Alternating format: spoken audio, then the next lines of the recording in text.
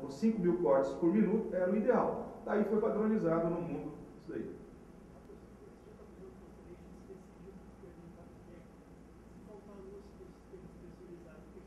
Se faltar o quê? Faltar luz, por exemplo, nos blocos, até entrar o gerador. É complicado. Realmente, se você trabalhar com pouca luz, você vai ficar com o olho um pouco hipotônico. Acabou o bloco, quer voltar o gerador. O olho hipotônico. O olho hipotônico. Esse é um problema. Você tem que ter aquela gerador, a coisa toda, enfim. Tem, e você tem, acho que são dois, o dom break, tem aqui, cadê o pessoal da aula?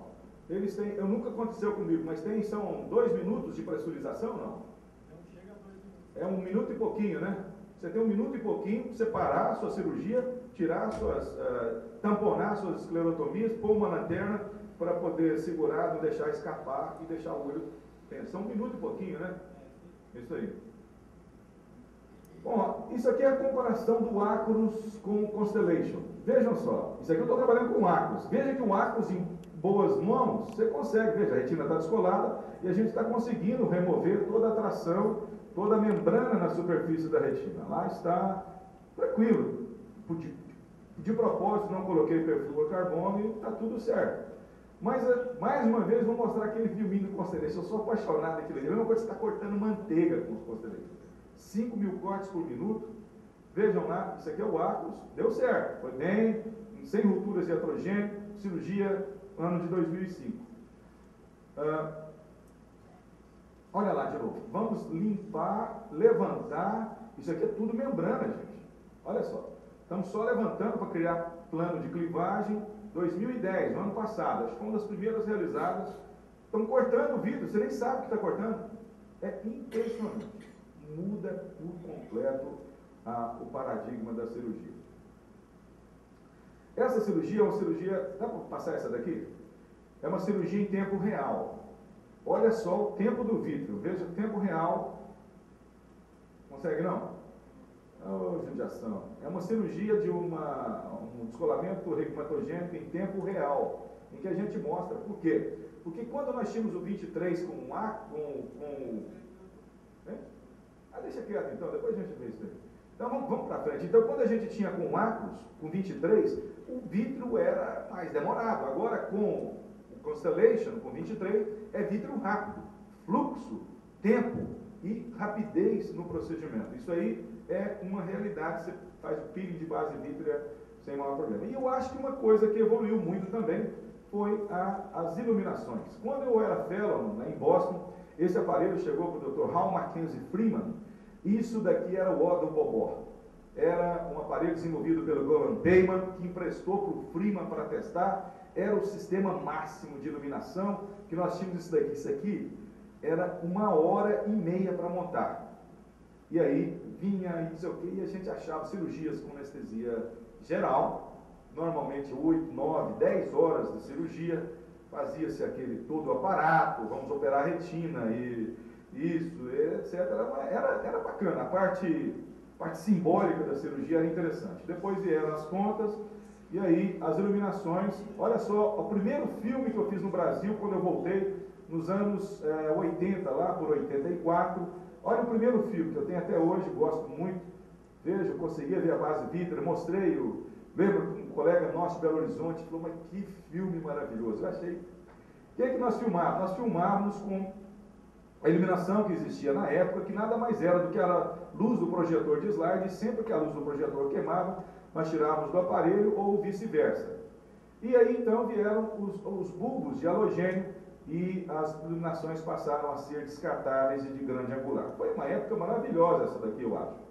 Por quê? Porque nós tínhamos ao mesmo tempo uma possibilidade de uma iluminação de grande angular e conseguimos introduzir naquela época os sistemas de grande angular. Testávamos em coelhos, vejam que os aparelhos que eram testados na época, então nós tínhamos uma iluminação de grande angular e uma observação do fundo de olho de grande angular. Eu acho que esses anos 90 foram os anos dourados da iluminação, da visualização, da cavidade vítrea, porque nós tínhamos esses dois componentes.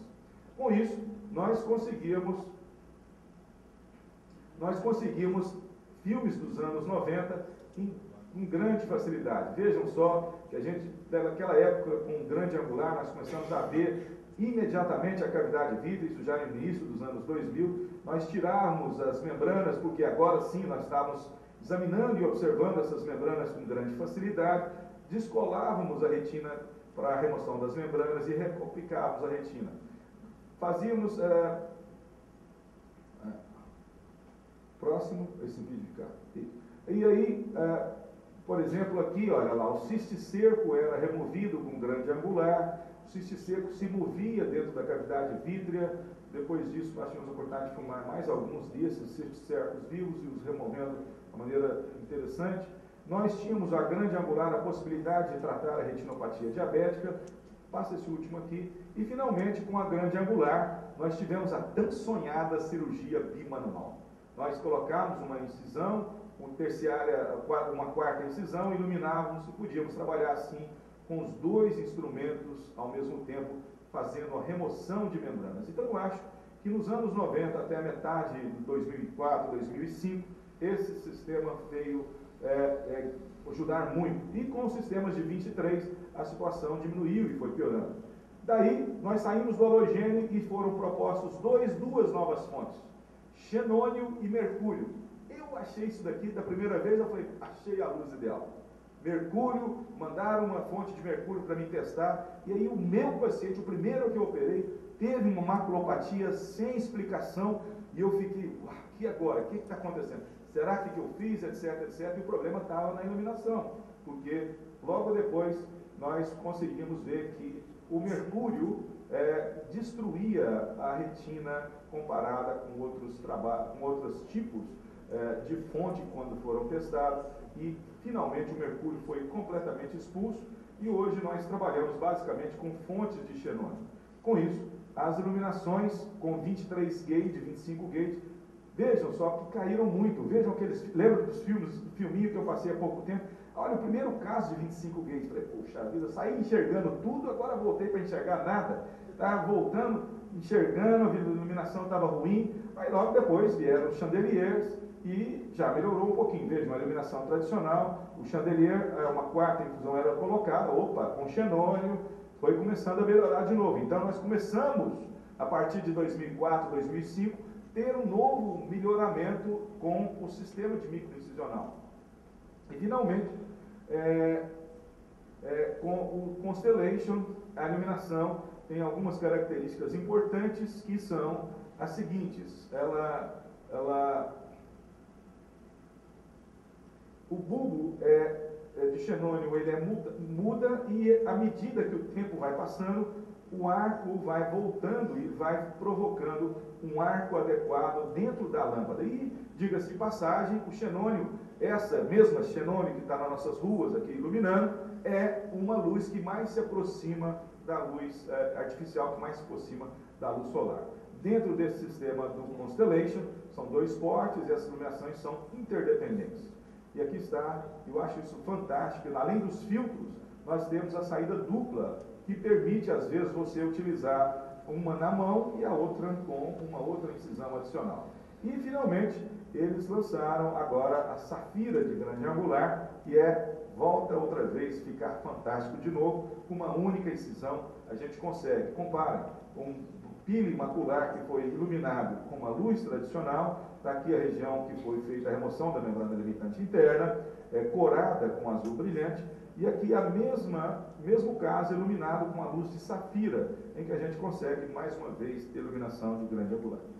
Em resumo, portanto, eu acho que o futuro da vitrectomia passa pela segurança, e a segurança vai nos levar a caminhos cada vez melhores para oferecer cirurgia sem iatrogenia ou com o menor número possível de lesões iatrogênicas no que se refere à pressão intraocular, a hipertensão, ou o outro lado, a hipotensão, as rupturas iatrogênicas, os sangramentos e coisas do gênero. Eu acho que então o futuro da vitrectomia passa por aqui, já que os calibres, olha, está muito difícil de segurar do jeito que está.